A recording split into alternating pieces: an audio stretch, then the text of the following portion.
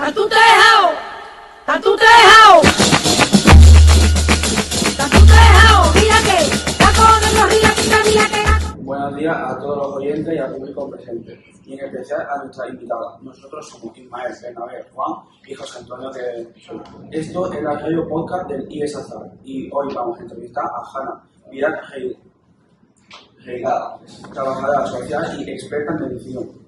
Esta entrevista forma parte del proyecto sobre el discurso de odio y narrativas alternativas en el que trabajamos este curso. Mi compañero Ismael va a seguir con la presentación.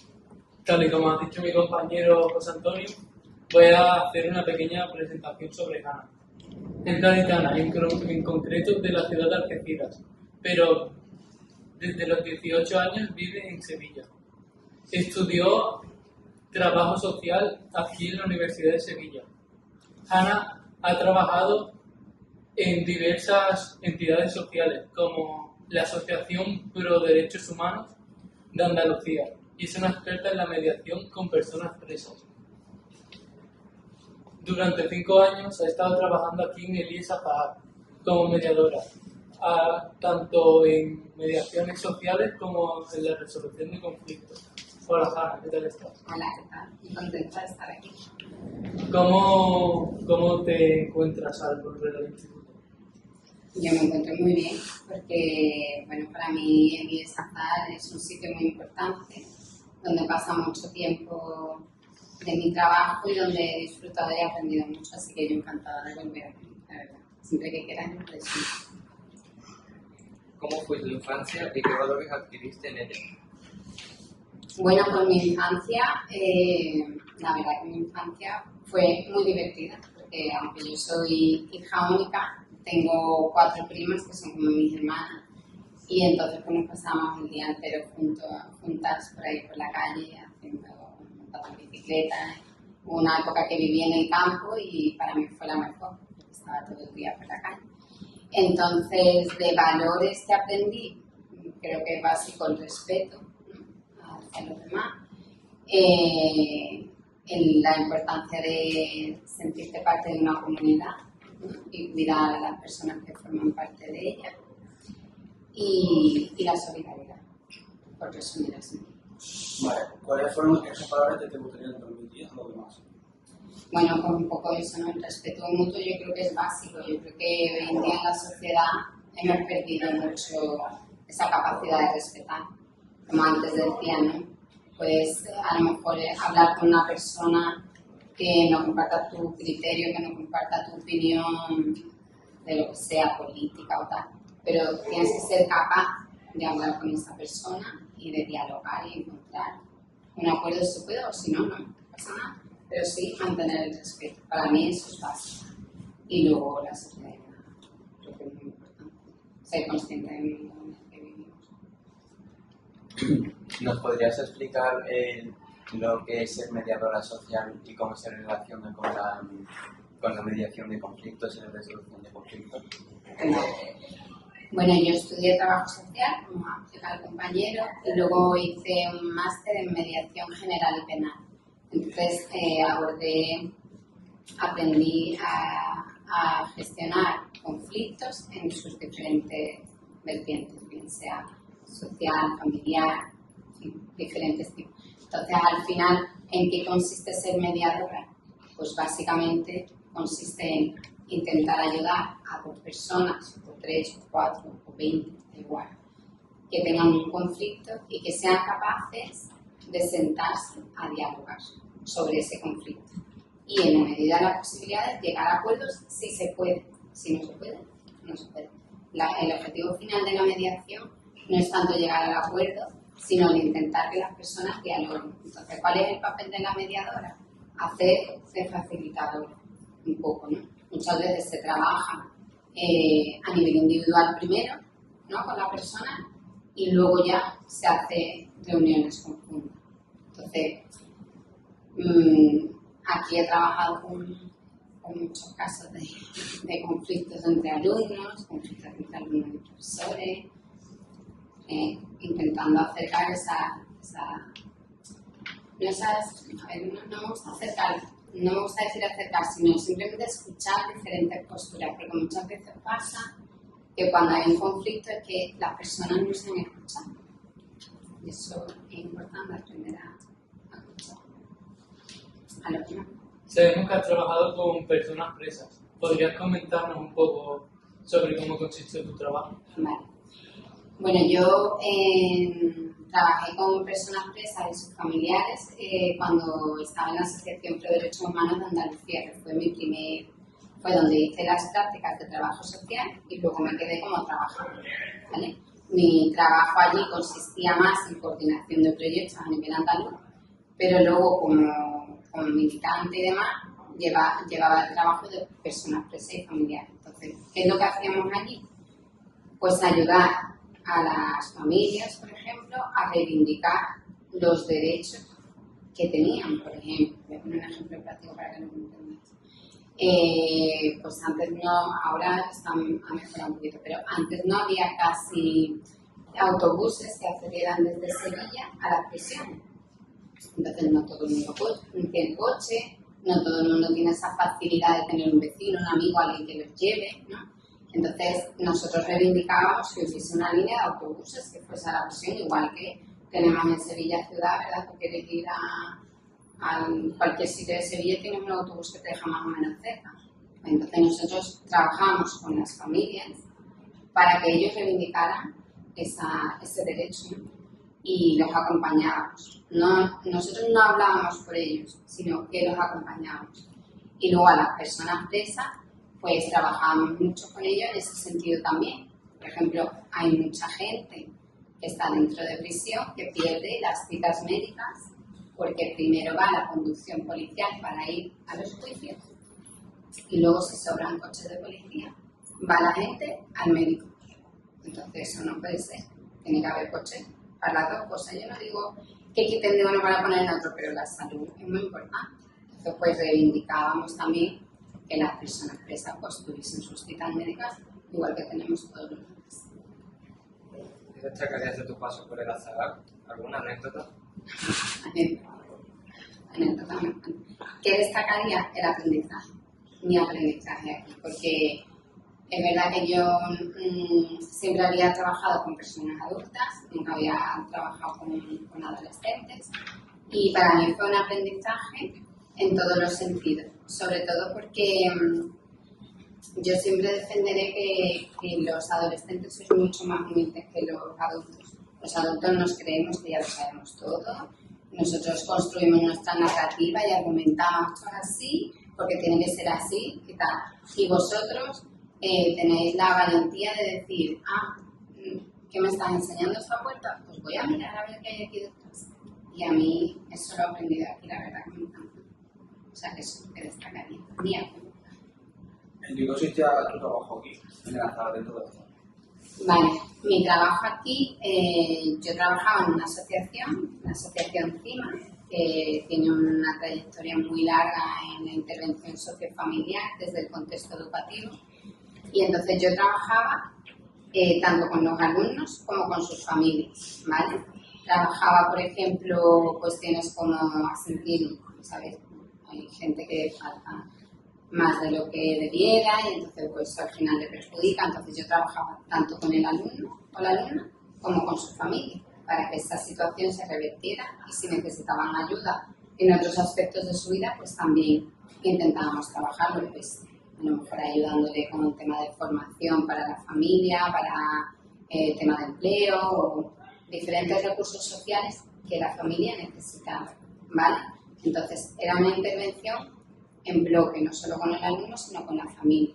Y luego, el tema de resolución de conflictos, pues un poco la aula de convivencia, ¿no? Es decir, trabajaba con aquellos alumnos que tenían conflictos entre ellos o conflictos entre alumno-profesor, o también trabajaba un poco habilidades sociales con algunos alumnos que por lo que fuese, pues tenían partes sistemáticamente y eran expulsados y demás. Entonces, ¿de qué se trataba? Bueno, pues vamos a ver qué pasa aquí, vamos a intentar reconducir esta situación, vamos a intentar comunicarnos de otra manera, basándonos un poquito en el respeto mutuo, ¿no? Que ya habíamos hablado antes. y entonces intentar que al final, intentar que la convivencia en el centro fuera, bueno, pues más saludable para todos, para los alumnos, para los profesores y para toda la comunidad educativa. Dado que trabajas con personas vulnerables, ¿cuál ha sido el caso más difícil que has tenido? Es muy difícil escoger uno, la verdad.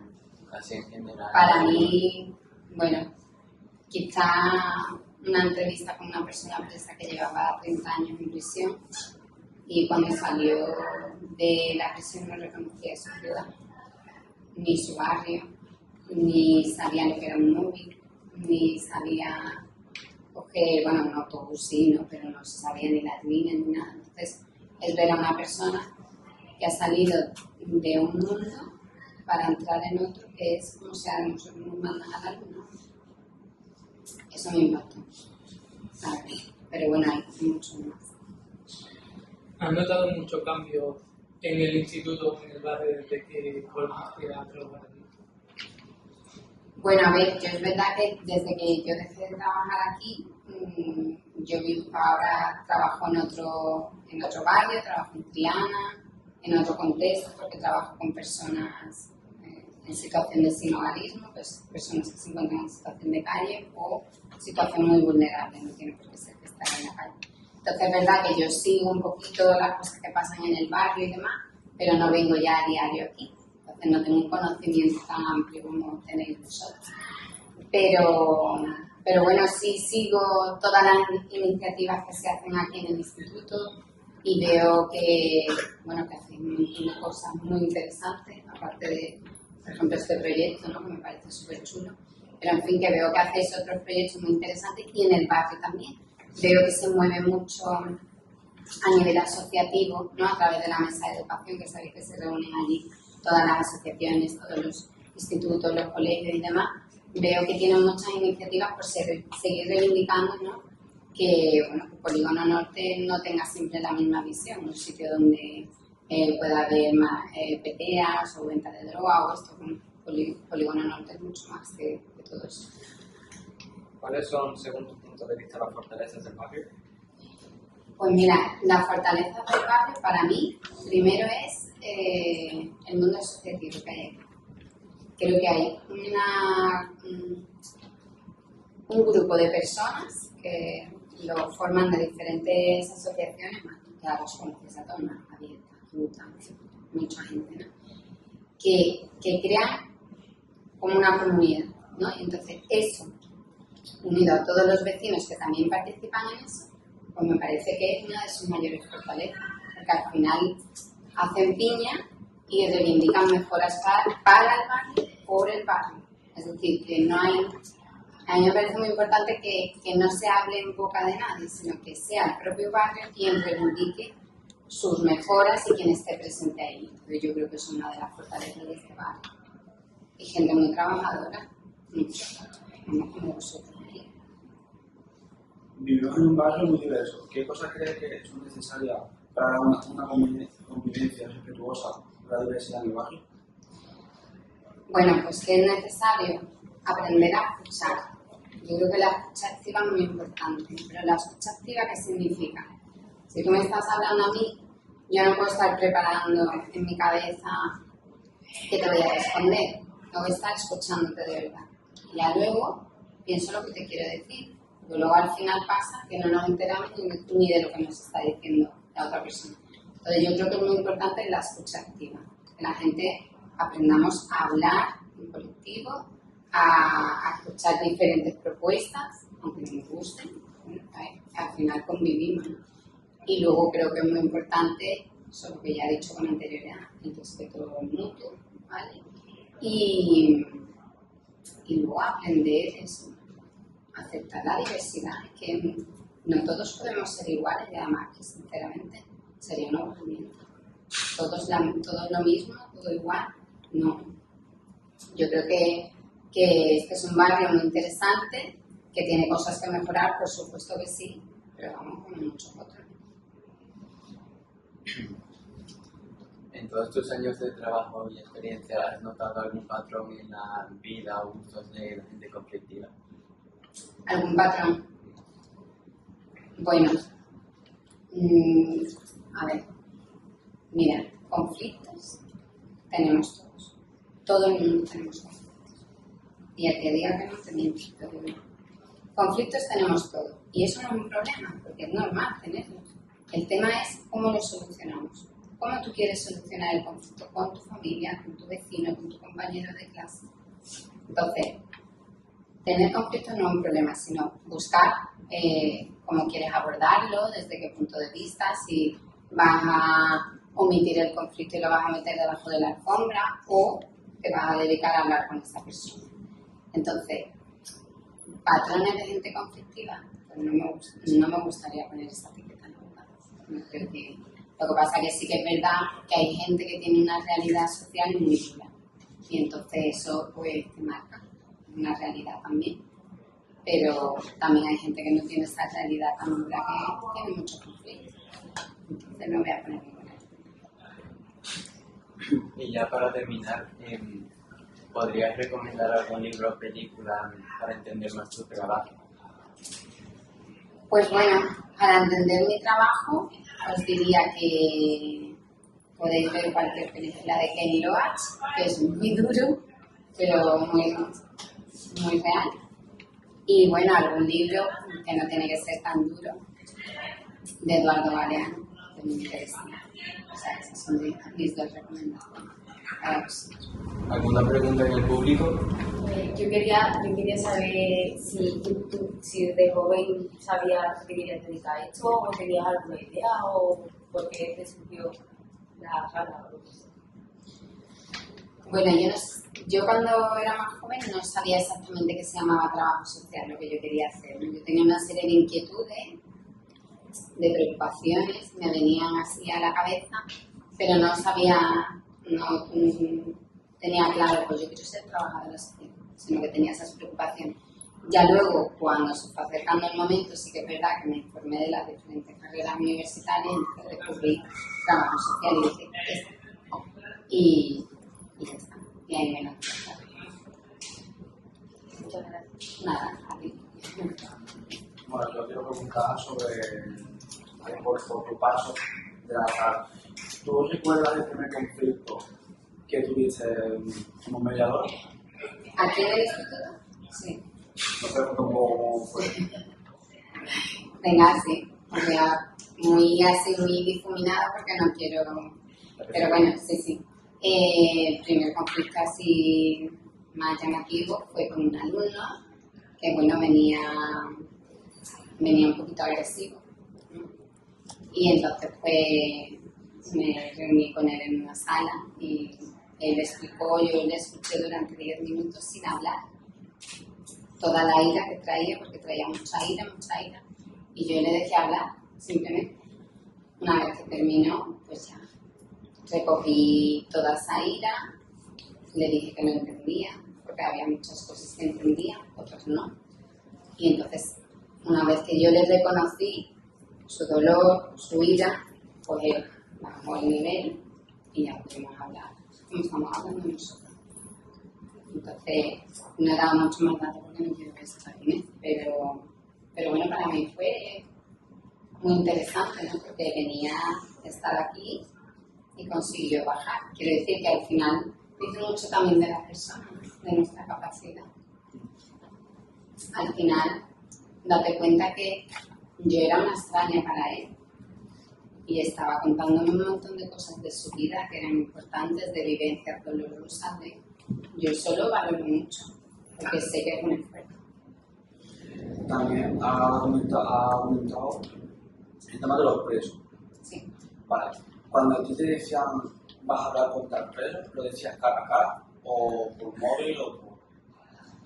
Bueno, nosotros es verdad que con los presos, en aquel entonces, estoy hablando de hace muchos años, entonces es verdad que también era mucho a través de cartas, ellos nos escribían, nos decían que era lo que necesitaban, nosotros contactábamos con la familia, a lo mejor ya a través de su abogado nosotros intentábamos transmitirle alguna noticia o a través de la familia que iba y lo veía por cristales o en vis-a-vis, dependía de las situaciones. Luego es verdad que si yo he trabajado, no que haya trabajado dentro de prisión como funcionaria, porque no he trabajado en ese sentido, pero sí he trabajado, por ejemplo, dando charlas o dando talleres de justicia restaurativa, que es para un poquito orientar en el tema de la reparación del daño. Y entonces ahí sí he trabajado, bueno, como estamos hablando ahora mismo. Te he preguntado por el primero, pero ¿y el último? ¿Acabó bien la cosa? ¿El último conflicto que tuviste? El último conflicto, bueno, acabó bien, quiero decir. Es que yo realmente nunca he tenido un problema grave aquí de sentir miedo, sentirme amenazada, no he tenido nunca esa situación. Terminó bien porque, vuelvo a repetir, la base de la mediación, bueno, hay muchas cosas importantes, ¿no? Pero para mí es prioritaria la escucha activa, no juzgar e intentar empatizar, ¿no? Ponerte en el lugar del otro. Entonces, a mí que eso siempre me ha funcionado. Luego puedo estar de acuerdo o no con lo que tú me estás contando, ¿vale? No significa que yo te vaya a decir sí a todo, que me parece bien todo, ¿no? Pero sí que es verdad que cuando consigues hacer eso en un espacio tranquilo, sin ruido, muy importante, sin gente que interrumpa, así, normalmente puedes llegar a hablar de las cosas.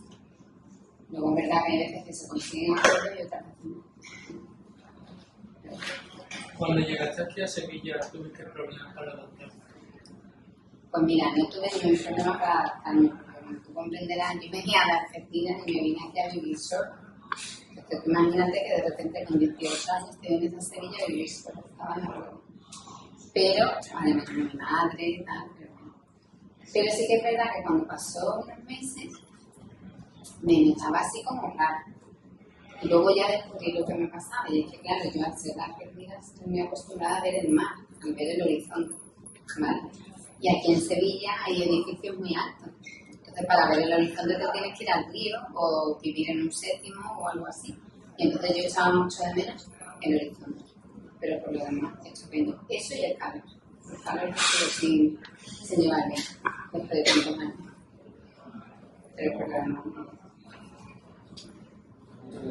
Bueno, tú te mudaste aquí, 18 años. ¿Aquí terminaste de estudiar? ¿Aquí en el Azahar o fuiste a otro instituto? No, yo no estudié aquí en el Azahar. Yo estudié en un instituto en Algeciras. Hice el instituto, hice la selectividad y cuando me vine aquí me vine a estudiar a la universidad, a la Pablo Olavide, que es donde se hacía trabajo social. Y ya fue cuando yo me mudé aquí, en el año 91. Cuando tú vienes aquí al Azahar, Sí. que comunican directores, bueno, equipo directivo, que comunican la situación de división que hay en el o tú lo vas a definir un poco. No, hombre, claro, tú date cuenta que el proyecto de FIMA, que es la asociación en la que yo trabajaba, ha estado en total aquí en el Azahar 15 años. Antes que yo había otra compañera, Reyes. Reyes, cuando yo entro aquí, me hace, claro, me explica un poco la situación, la situación de cada alumno, de cómo se trabaja, y yo sabía perfectamente de dónde venía, la realidad que había aquí, y vamos, que luego ya el día a día te va dando más directrices, pero bueno, que sí que sabía dónde venía y encantado. ¿Cree que algún día de la semana es como más propenso a los conflictos, que por ser lunes o viernes la gente se altera más o se tranquiliza? Yo creo que hay factores que afectan al tema de estar más irascible, más sensible. Hay muchos factores. El cansancio, claro, cuando estamos cansados tenemos menos paciencia, es una realidad. Entonces yo creo que las últimas horas, no sé si estáis de acuerdo todos, pero las últimas horas del instituto es donde suele haber más conflictos. Pero a primera también. ¿Por qué? Porque muchas veces, como tú te levantes en casa, si llegas aquí, si a ti tu forma de despertarte en tu casa es tranquila, aunque llegues 10 minutos tarde, pero bueno, está bien, todo, no hay problema. Pero si tu forma de levantarte en casa es un poquito de gritos, de enfado, de tal, de cual, pues claro, tú llegas aquí también calentito. Y entonces pues es más fácil que estén. Sí que hay cosas que el calor, por ejemplo, también hace que estemos más irascibles. aumenta el conflicto. Pues aquí dejamos el podcast, esperamos que os haya gustado y que hayáis disfrutado. Pues nada, muchas gracias por invitarme.